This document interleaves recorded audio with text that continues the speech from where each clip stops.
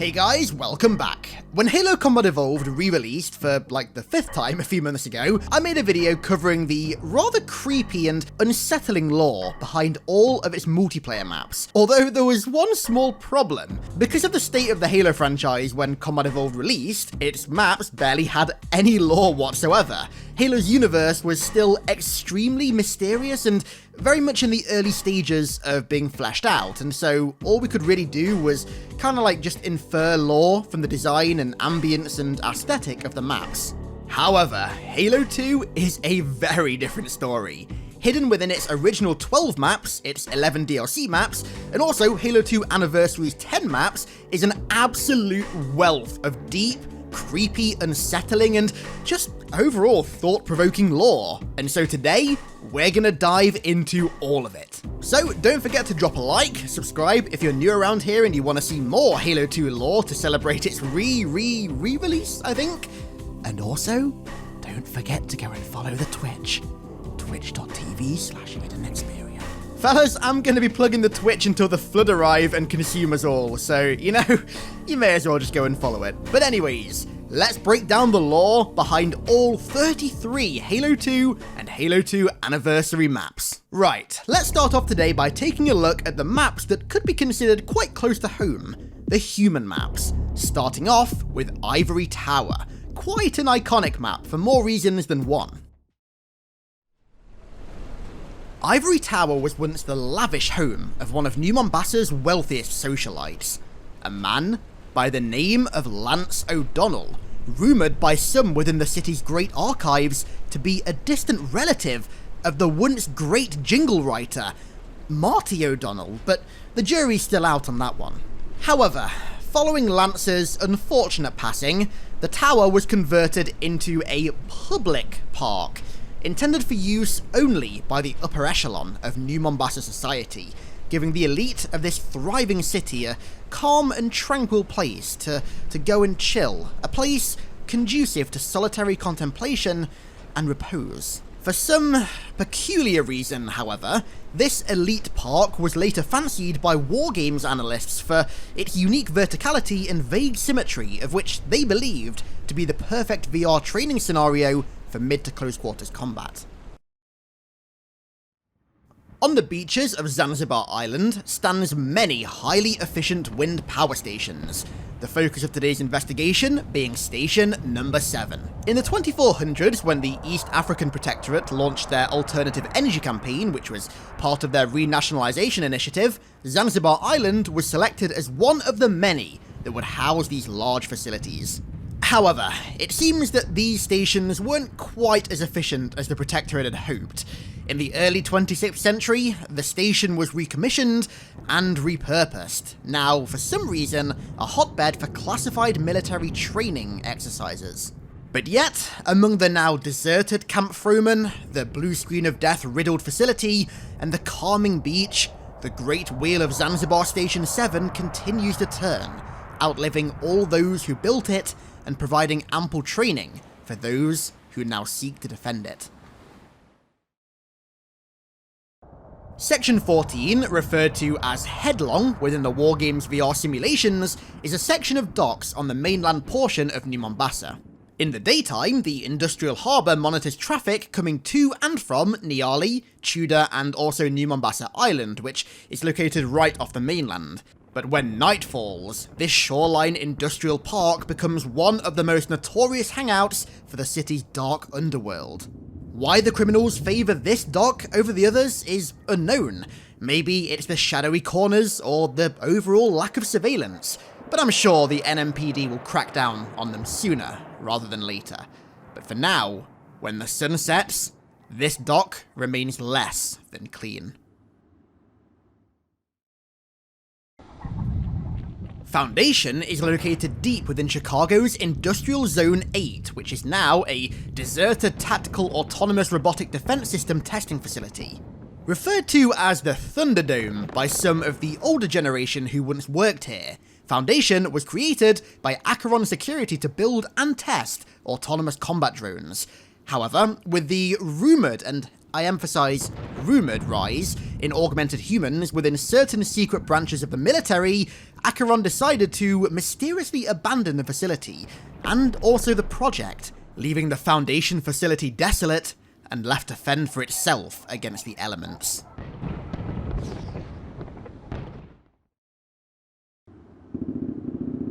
In the ancient, dusty streets of Old Mombasa lies turf. Slum-like streets, alleyways and houses, now home to a UNSC field hospital, and the carcass of a scarab. Taken down by a group of tenacious marines and then finished off by an orbital max strike, courtesy of the UNSC Brasidas, the scarab came crashing down through the suburb, laying waste to all in its path. But turf's bloody history doesn't end there. As human forces try and secure their prize, the Covenant use the dark, shadowy corners and abandoned homes to their advantage. With potential assassins lurking around every corner, what was once a centre of commerce and community, these dusty storefronts and maze-like buildings now make for a sniper's heaven. It's clear that Old Mombasa will never return to its former glory.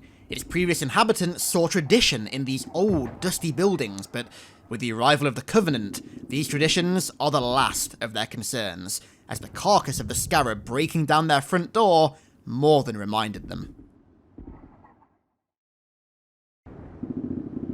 The residents of this district area also suffer the same fate.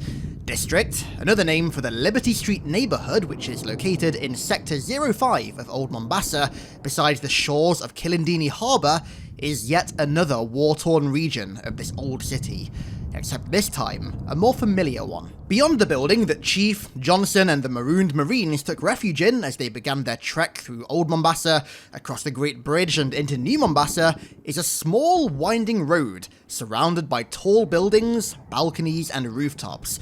Yet again, a sniper's heaven. An old stone parking lot remains almost entirely intact, as do the countless billboard advertisements, beckoning their readers to come visit the cool, calming beaches of Zanzibar, or alternatively, purchase the ever-iconic hog. You know, District is proof that the products and services that we create will long outlive our mortal bodies, somehow able to even withstand an alien invasion. Just some food for thought there. In the dangerous orbit of Earth floats the UNSC Onan, a freighter ship within the UNSC, the crew of which, on occasion, have been known to bribe agents at the Earth spaceport to bypass what they claim are the longest inspections in the galaxy. The jury is still out on that one. On board the Onan is Elongation, a section of the freighter that's dedicated to the processing of cargo crates.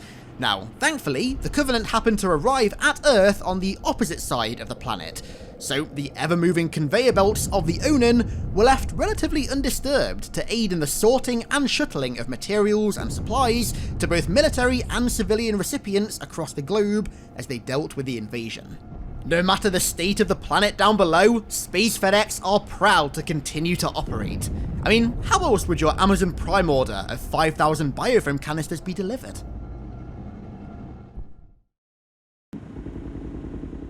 The completely out-of-control maglev train of Terminal is proof that humanity should never put too much faith in automation.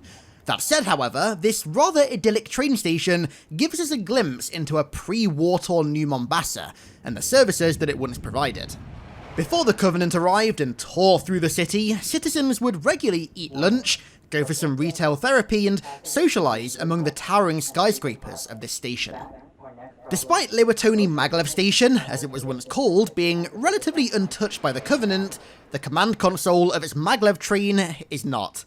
Suffering damage of some sort, it now hurtles erratically through the transit system, causing all civilians to flee, and possibly even the Covenant to flee as well. The UNSC propaganda and hog advertisements scattered throughout the station no longer fall on tempted eyes, and the announcers over the intercom are informing nobody.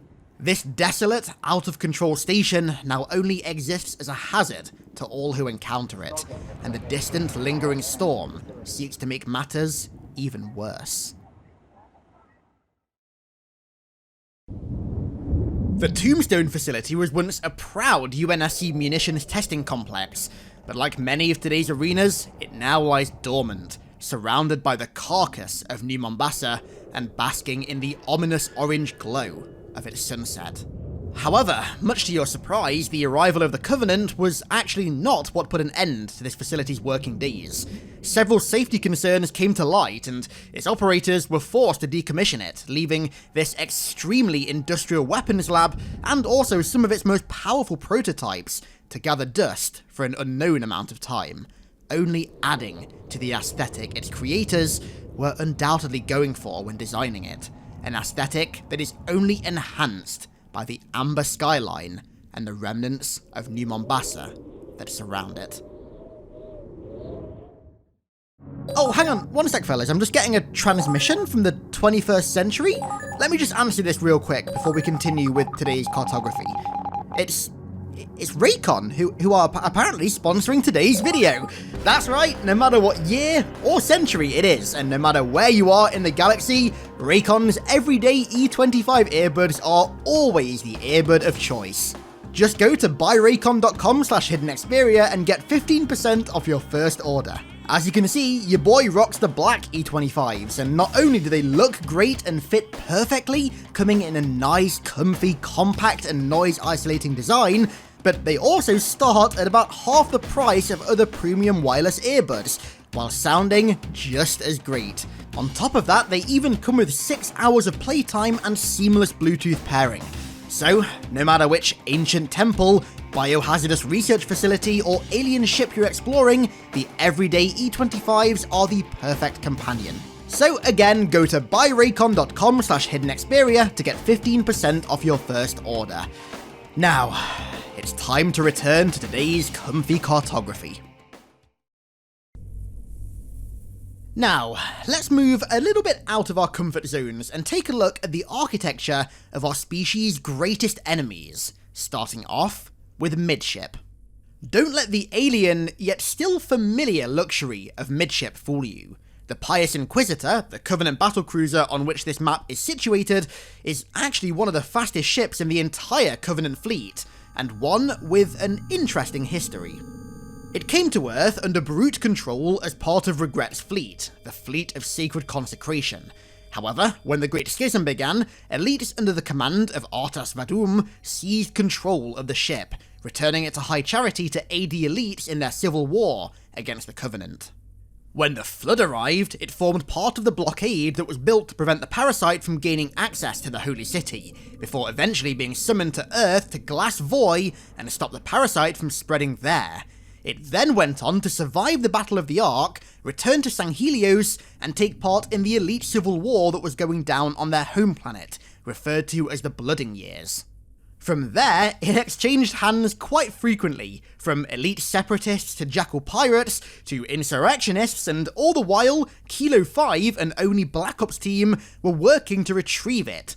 Eventually, however, this once luxurious ship would fall victim to a jackal pirate skirmish, and despite one engineer's attempts to deny them access to the ship's internals, they detonated its plasma torpedoes, causing this ship to self-destruct. And thus, the luxurious, iconic comfort of midship was no more.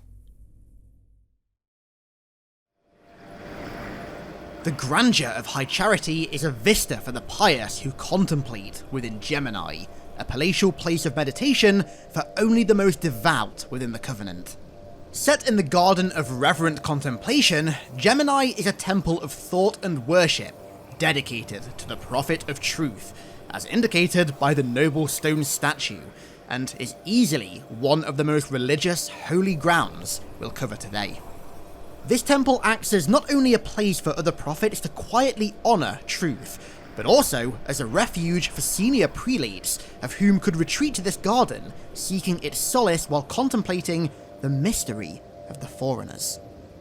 In the centre of the temple is a holy tree, taken from a Forerunner installation and standing as a symbol to signify life and to remind all those who worship here of their roots.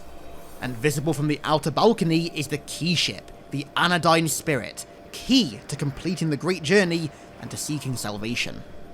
However, when the parasite breached the city walls, The garden was consumed like any other location, from the lower districts to the mausoleum of the Arbiter, proving to those who still believed that this parasite sought nothing but consumption and destruction, as it had once done for their gods. And on the topic of their gods, and the parasite they once warred with, it's time to move on to the most foreign and thought-provoking of today's installations, those with intended purposes far beyond our realms of imagination, and of which were constructed by the ancients with mysterious intentions hundreds of millennia ago, the Forerunner maps, beginning today with my favourite Halo map of all time for a multitude of reasons, Lockout. Constructed high above an icy abyss on the side of a never-ending cliff face on Delta Halo, some believe the Lockout facility was once used to study the flood. The passage of time and neglect of this installation by its monitor have allowed the snow and ice to engulf it. However, that may just be more evidence to suggest that this place was indeed once a flood laboratory. Not only are there ominous-looking tanks filled with a familiar green substance and what is also assumed to be a library for study of the parasite, but the weather mechanisms on Forerunner installations have been known in the past to generate cold, harsh environments such as this, surrounding areas the flood are known to be located, presumably because the cold slows their spread. Although all-only research remains inconclusive, the evidence certainly points towards this desolate, remote facility once housing research into unspeakable horrors. The Ascension Station was one of many relay stations on Delta Halo that kept the ring functioning smoothly for untold centuries, independent of its neglectful monitor. This station in particular was discovered by the UNSC Coral Sea, a corvette that followed Regret through the Mombasa portal to Delta Halo. However, to avoid discovery by the Covenant fleet, the Coral remained low to the surface of the ring, devoting most of its time on the Halo to scanning its surface, and in doing so, discovered the Ascension facility, among many other relays, suspended high above the ground on almost intentionally tall rock formations. Similar to the Ascension facility, the Beaver Creek Canyon was also scanned by the Coral Sea, along with many other canyons like it. All of these canyons, Beaver Creek included, are used to bury the vast power generators, which are used by Delta Halo to power the dense web of telemetry conduits that allow its translocation grid, which is basically poetic license for teleportation, to function. However, further inspection by ONI scientists posit that these structures, long forgotten by their makers, were once the site of many bitter battles, but have been reclaimed by nature in the years passing. Following the Master Chief's destruction of Alpha Halo, debris was cast in all directions across space. Basis, one of the moons of Threshold, which was the planet Alpha Halo orbited, would ultimately be a recipient of some of the ring's debris. An area of the Halo where a lot of it landed was, in fact, where a heretic scouting party who had departed the gas mine had set up a makeshift camp while they explored the moon, and this is where Burial Mounds is located. In a desolate, arid section of a desert-like biome on the moon, chunks of Alpha Halo rain down to create makeshift structures, and woven into the not-so-natural caves and tunnels are the remnants of ancient Forerunner architecture, the meaning and purpose of which is unknown. As for the heretics who set up shop here, where they went and what happened to them is unknown, but if the name of this desert crater is anything to go by, the answer to that question is surely not a good one. Colossus returns us to a similar gas mine the heretics once controlled. As one of the many in Threshold's orbit, the Colossus facility seems more large-scale than the one raided by the Arbiter, meant possibly more for processing this mysterious gas. The UNSC Red Horse, an ONI prowler, conducted scans of the facility which were later corroborated by human elite dialogues, and yet still, scientists are absolutely clueless as to what the Forerunners' intentions were with all this damn gas. No matter its use case, however, given the grandiose and highly practical structure of this automated mining facility, it's clear that this gas was once and still is of some importance to the remnants of this ancient civilization.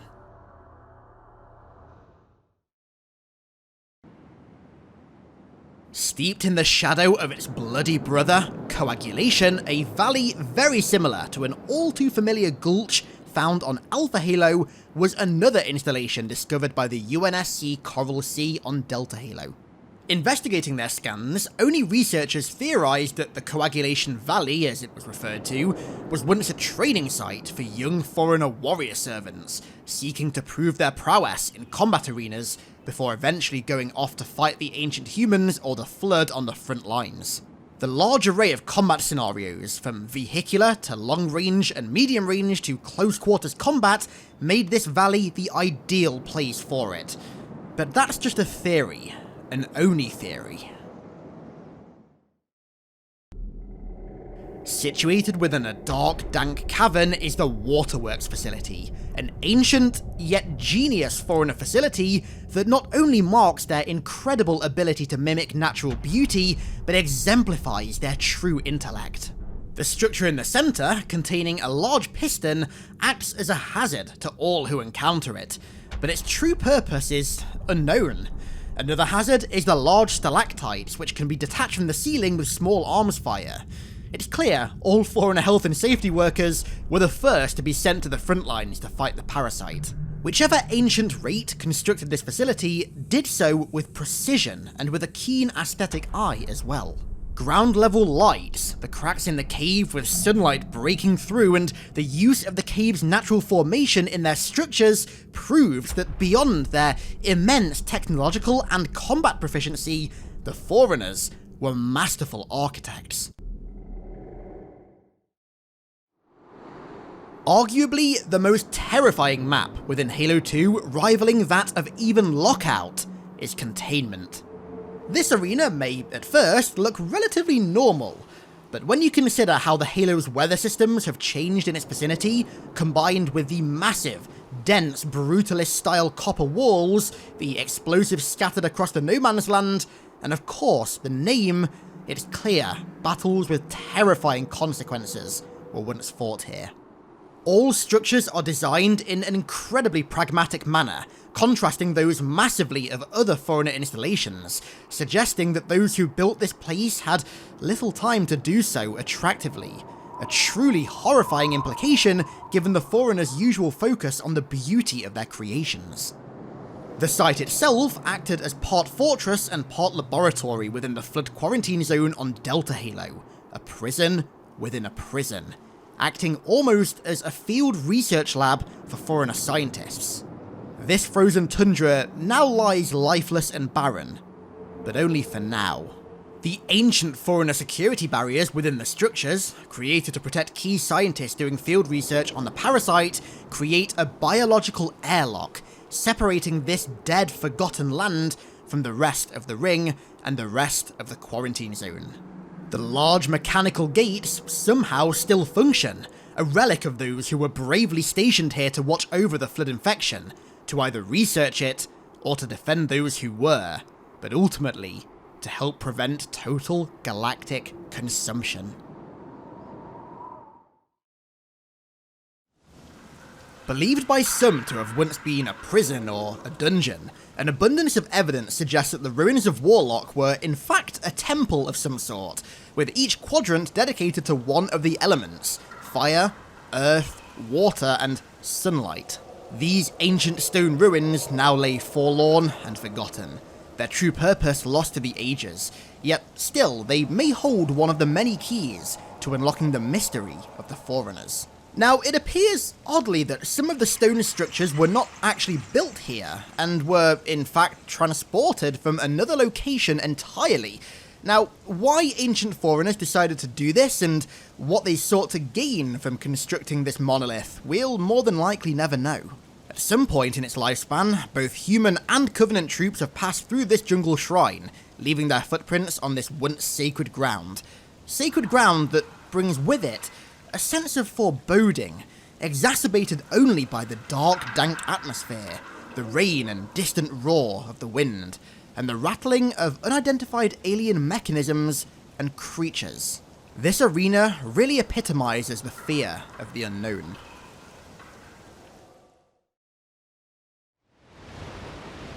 Much like the Warlock site, the original purpose of what has been colloquially dubbed the Sanctuary has been lost to the march of eons. However, the majestic structures still stand as defiant as ever, as a cemetery to countless brave warriors who, more than likely, lost their lives fighting the parasite. Sanctuary was one of many stone Forerunner ruins discovered by the UNSC Coral Sea, and upon further research, some have actually speculated that all these ruins may not even be Forerunner, instead were built by those who were temporarily based on the ring, humans. However, regardless of their origin, the layout of these structures suggests that this sanctuary site was more cultural as opposed to practical, possibly built as a memorial or even a cenotaph. The waterfalls and aqueducts basking in the glow of the alien star above and draped in trees, bushes, leaves and vines makes for quite a quaint and serene arena, all of which ultimately converge in the middle at the centre of what looks to be a temple meant for meditation and contemplation, possibly to remember those who this arena was dedicated to, or for these ancients to pray to their distant gods for sanctuary during what were undoubtedly horrific times.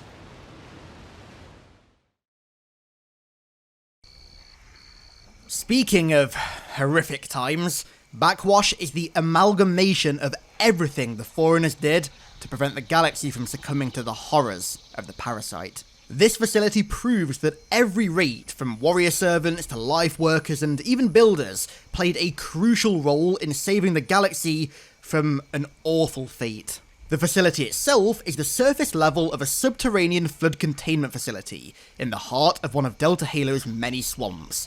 Now, some, likely within Oni, have speculated that the Forerunners built these containment facilities in swamps and bogs to try and deter would-be intruders, and to also mask the nightmares that lurk below. However, an all-too-familiar, dense, sickly fog now shrouds the surface, which can only mean one thing. The area is compromised and an outbreak has occurred. Thanks to the negligent 2401 Penitent Tangent, the monitor of Delta Halo, who can be seen flying around the facility, rampant and without a care in the world, the Flood have breached their containment, consumed local fauna and wildlife, and eventually led to the formation of the Gravemind.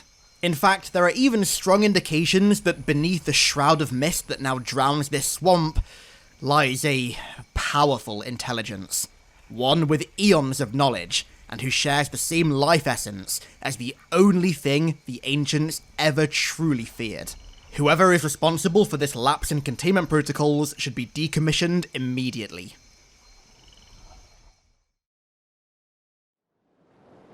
The relic in the centre of this battle-scarred island is, according to Covenant scripture, dedicated to the Forerunners who fell in battle against the Flood. However, scans gathered and investigated by the UNSC suggest that that may not be the truth. Recon 127, which was a surveillance team attached to the Inambiclad, were deployed to investigate the large structure buried beneath the island shortly after the Allies arrived at Delta Halo. Upon arrival, however, heavy Covenant resistance on the island shot down their Albatross, and sadly, none of the crew survived. They did, however, transmit a number of compelling scans of the island back to the Amberclad, which confirmed what some suspected. The relic protruding out of the ground was in fact the remains of a long-dormant Forerunner vessel that was carefully hidden beneath the island over 100 millennia ago. These scans directly contradict what was said in the Covenant scriptures, but that isn't to say that this island and the ship buried beneath it have no links to the parasite. Perhaps the reason it was buried in the middle of what seems to be an infinite ocean is because there was something on board that the Forerunners wanted to ensure could never reach the surface. Steeped in one of Delta Halo's many dense jungles, Desolation was once a Forerunner science outpost used to study the extensive collection of species gathered by the life workers during the conservation measure. However, following their activation of the Halo Array, this facility lies dormant, long forgotten and abandoned, and slowly engulfed by nature. But yet, the energy spires on either side of the construct are still active, Along with the still ever clear glyphs and murals on the walls, this is just further proof that the Forerunner's constructs were built with the intention of outliving their creators. Uplift is one of the most practical maps today, and one with a crucial role to play in the long-term maintenance of Delta Halo. The hallmark of this arena, the Forerunner Spire, has unknowable energy seething from its long-abandoned orifice. Originally scanned by the Coral Sea, it appears the building at the end of the bridge acts as one of Delta Halo's critical power conduits, emitting an energy node designed to delicately control the direction and also movement of Delta Halo as it orbits substance, ensuring it remains anchored to the planet and doesn't lose its course. However, the humans who found this facility also encountered a Covenant infantry detachment, attempting to tap into the conduit, believing, like always, that it was of some great religious significance. When they find out its true purpose, I'm sure they'll be devastated. And now, finally, we have the Halo 2 Anniversary maps. Now, before we cover these, let me just make you aware that the lore for them is assumed to be the same as their predecessors. The same goes for the maps as well. Well, at least mostly. That said though, with their environment seeing some quite radical changes, there's much to speculate about, and so this section will be more speculation as opposed to just pure lore, but there's definitely some lore in there as well. Starting off, we have the Lockdown Facility. Near identical in its design to the Lockout Facility, except for some natural hazards, and it may be one of many flood research platforms scattered across this icy cliff face, all of which may even share the same designs. The strange creatures, now visible, suspended in their green glowing tanks, give us a slight glimpse into what ancient scientists were researching on these platforms, and given the Forerunner's tendency to create multiple identical structures scattered across various installations, it wouldn't surprise me if Lockout and Lockdown were two of many like them. However, the name Lockdown implies that the entity who was trusted with maintaining this important facility didn't quite do its job. Now, contrary to what I just said, Remnant does actually shed some new light on the mysterious relic in the centre of this island. This island, quite possibly different to the original one in Relic, plays host to an enigmatic Forerunner megalith, which later became the subject of comprehensive research by the Lisbon pioneer groups, who returned to investigate the ring towards the end of the war. Local inspections catalogued by the groups indicate that this megalith was constructed to pay tribute to Forerunner warrior servants who were killed during the final siege of their colonies by ancient humanity. At the time, it appeared to the Forerunners as if humanity were invading their space, seeking to conquer their lands, but in fact, they were fleeing from their own land as it was rapidly consumed by what they called the Shaping Sickness, the Flood. Shrine is theorized to hold the same purpose as Sanctuary, its predecessor. However, seeing as it bears some slight differences to it, I do wonder if, again, it's another structure entirely built, or I guess in the sense of Sanctuary, rebuilt and repurposed, in a similar manner to it, just in a different location. Located atop what appears to be some sort of mountain retreat and surrounded by similar looking rock faces, draping vines, and shrouded mist with ancient spires lining the horizon, Shrine still appears to be somewhat of a solitary retreat for those who once wished to honour their brave and fallen, or maybe honour their gods. Warlord is a dark and mysterious cenotaph, constructed to pay homage to those who fell during the Cradle conflict, a somber yet bloody Forerunner civil war that occurred long before their war with the humans, and which saw the loss of countless warriors. The architecture of Warlord is extremely ominous to me, draped in ancient cave paintings, likely glyphs to honour the fallen this site was dedicated to.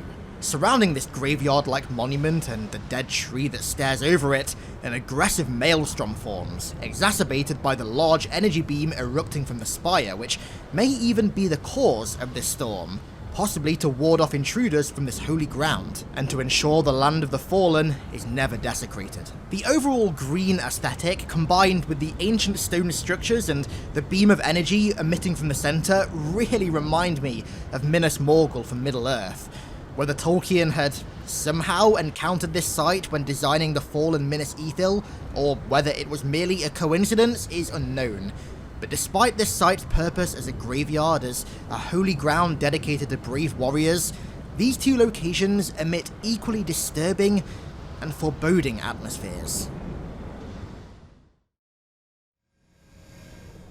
Much like the Ascension facility, Zenith is a relay station, suspended so high above Delta Halo's surface that both edges of the ring are visible. However, unlike any other relay station so far encountered, this site is actually suspended in the ring's atmosphere, and is kept in place using the Halo's gravitic control systems. To reach this relay, a slipspace translocation system, one designed exclusive to this facility, is required, allowing for seamless instant transition between the surface and the heights of Zenith. Skyward, the final Forerunner class map for today, is simply the area in Delta Halo's atmosphere where the Zenith facility is typically located. However, where the Zenith relay has gone is unknown. If, God forbid, the parasite has caused the ring's gravitic generators to fail, then this outbreak may be entirely out of control. Bloodline, the first of Halo 2 Anniversary's 2 human maps, is a desert valley on an unknown installation, now littered with UNSC structures and bases. The Gulch itself was used for tactical operations, to train soldiers to withstand the bloody toll of protracted combat, but perhaps something a little darker lies beneath the surface. Each base is outfitted with an EMP tower, knocking out all electronics in the area surrounding it. Now, they could have just been part of the training exercises, but maybe not. When you consider how enclosed and hidden the valley is that this band of soldiers decided to set up shop, perhaps they were doing so to try and hide from someone or something, and perhaps these EMP spires were their final line of defense against whatever this being was.